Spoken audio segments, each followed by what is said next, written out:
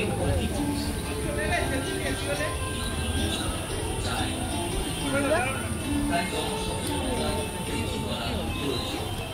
উদ্দেশ্যে মন্ত্রী সংসদের রজত জয়ন্তী বর্ষের এই বছরের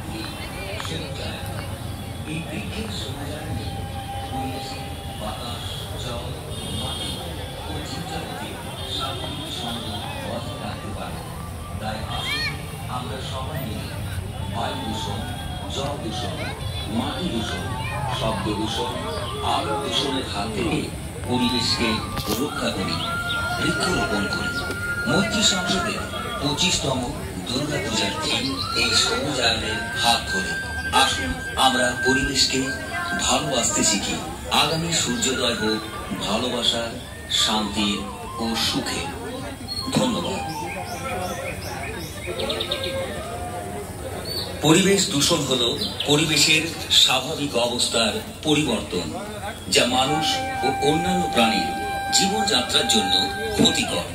এর প্রতিকার হিসেবে পরিবেশ দূষণ নিয়ন্ত্রণের জন্য চাই বৃক্ষরোপণ। তাই জনসচেতনতা বৃদ্ধি করা প্রয়োজন। সেই উদ্দেশ্যে মন্ত্রী সংসদের রজত জয়ন্তী বর্ষের দুর্গাপুজোর এই বছরের থিম সবুজায়ন।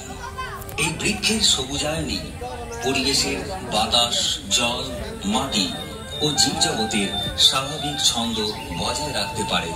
তাই আসুন আমরা সবাই মিলে বায়ু দূষণ